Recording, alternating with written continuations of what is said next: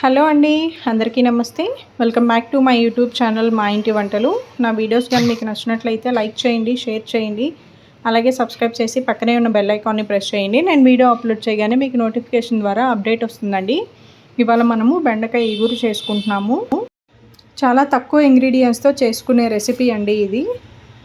ఈ రెసిపీ కోసం నేను ఒక 1/2 కిలో బెండకాయలు తీసుకున్నాను, అలాగే 3 టమోటాలు. మీకు కావాలి అంటే ఒక మీడియం సైజ్ అంతా ఆనియన్ కూడా వేసుకోండి.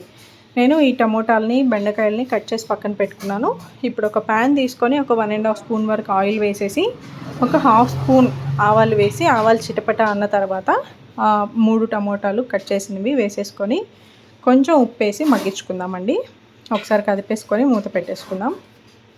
ఒక 2 మినిట్స్ అయ్యాక మళ్ళీ ఒకసారి కలుపుకుందామండి, లేదంటే టమోటాలు అడుగంటుతాయి. ఇప్పుడు కొంచెం కరివేపాకు వేసేసుకొని ఒకసారి కలిపేసుకుందామండి. చూడండి, నా టమోటాలు మగ్గిపోయాయి. పసుపు వేసాను కొంచెం, అలాగే 1.5 స్పూన్ వరకు కారం వేసానండి. ఈ కారం నాది కొంచెం కారం తక్కువగా ఉంది, అందుకని కొంచెం ఎక్కువ వేసాను. మీరు మీ కారం తగ్గట్టు అడ్జస్ట్ చేసుకోండి.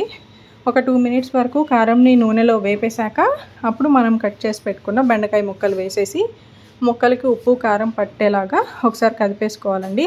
అలాగే ఆయిల్లో కూడా ఫ్రై చేసుకోవాలి, ఎందుకంటే మన బెండకాయల్లో కొంచెం జిగట ఎక్కువ ఉంటుంది కాబట్టి అది పోవాలంటే కొంచెం ఆయిల్లో ఫ్రై చేసుకొని అప్పుడు ఒక 1 గ్లాస్ వరకు వాటర్ యాడ్ చేసుకోవాలండి.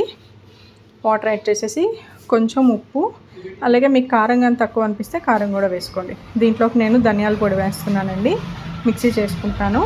ఒక 1 స్పూన్ ఆఫ్ ధనియాలు, ఒక 4 ముక్కల వరకు కొబ్బరి, ఒక 4 వెల్లుల్లిపాయలండి. చూడండి, మన బెండకాయలు ఆల్మోస్ట్ ఉడికిపోయాయి. ఇప్పుడు నేను ఒక 2 స్పూన్స్ ఆఫ్ ధనియాల పొడి వేస్తున్నానండి. ధనియాలు మీకు గ్యాస్ట్రైటిస్ అట్లా ఎక్కువ ఉన్న వాళ్ళైతే కొంచెం తక్కువ వేసుకోండి.